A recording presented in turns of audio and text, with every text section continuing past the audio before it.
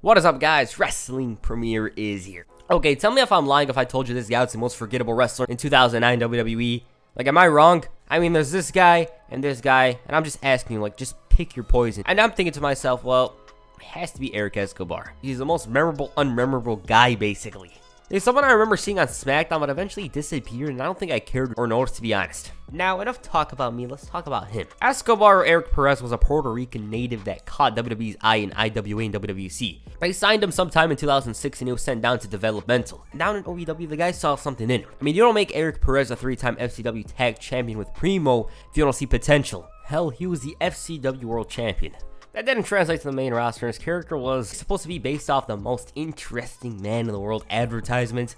You know, I don't always drink beer, but when I do, I prefer Dos Equis. But in his case, it'll probably be I don't always win, but when I do, I prefer SmackDown. He doesn't win championships win him. Okay, I guess that's how it'd go. The idea was scrapped and he debuted in October of 2009 at SmackDown's 10th anniversary show. Vicky Guerrero was chatting with Teddy Long when Eric comes in and Teddy Long's like, "Who and what are you?" She revealed that Mr. McMahon signed him to SmackDown despite Teddy being the GM and she was going to manage him.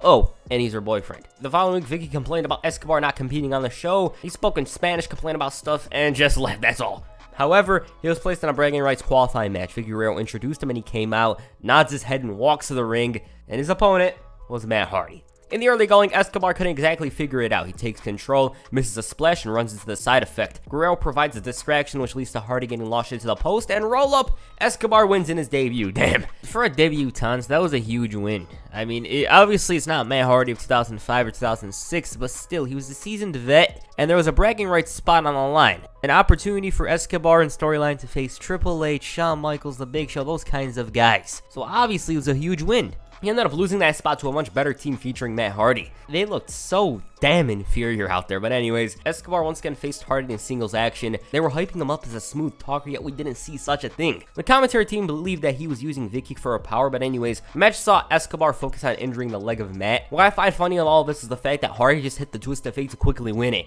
Escobar disappeared for about 3 weeks before standing behind Vicky in a backstage segment. Mr. McMahon appeared, however, and he made Vicky the consultant to SmackDown, and the reason why I'm mentioning this is because she quickly booked her boyfriend in an Intercontinental Championship match against John Morrison. The match itself wasn't notable or anything like that, despite being an IC title match. Escobar's offense wasn't exactly the most exciting stuff in the world as well. Morrison starts to come back, hits Starship Pain, and that's it. After the match, she shouted, "Week after week, I give you opportunities." And why do I feel like somebody backstage had that thought in their mind? She slapped him, and that's it. After the match, he broke up with her, spoke in Spanish, and left. So already they were turning him face. Why? I assume it's because the whole pairing didn't work. But yeah, Eric Escobar was now a babyface. The following week, she demanded an apology, which led to Escobar coming out and generating zero reactions. He apologized for meeting her. He said that he's sorry for wasting his time with her, and best of all, he regrets seeing her wearing negligee. Instead of firing up, she took the Vince McMahon route and booked him in a handicap match against the Hard Dynasty. He was being for pillar to post, but then he began hitting some unique moves. Despite this, the Hard Dynasty destroyed him, and after the match, she slapped him. That wasn't even it, though, because the following week, she booked him in a match against the MVP of 2009, Chris Jericho. Stare down for the ages. Everybody was waiting for this match. Escobar spammed the square button initially before hitting that sit-down powerbomb. All of a sudden, Vicky Guerrero came out and added Big Show to the match, and this marked the end of Eric Escobar's night. A week after that, he was forced to face Kane, and the only thing different was that Escobar was much more lively in making his entrance. He was trying to make fat jokes about Vicky. She comes out, complains about the jokes, and books him against Kane. You guys know how that went. Afterwards, though, she made fun of him for taking yet another L and asked if he wants to say anything. He made fun of her again, and he left. That's it for Eric Escobar. Other than this riveting promo, he ended up being released in January 2010. According to this Wrestling Observer report, Eric Escobar's release from World Wrestling Entertainment over the weekend hardly came as a surprise among many in the company. Escobar had a reputation for being a major head case throughout his run in the company's developmental league, Florida Championship Wrestling, to the point that his heat trickled down to former tag partner Eddie Primo Colon. Also, there was much head scratching when WWE called him up to the main roster last fall. That's what they think. That's what the reports say, but here's what Escobar said in the Pancakes and Power Slams interview back in 2016.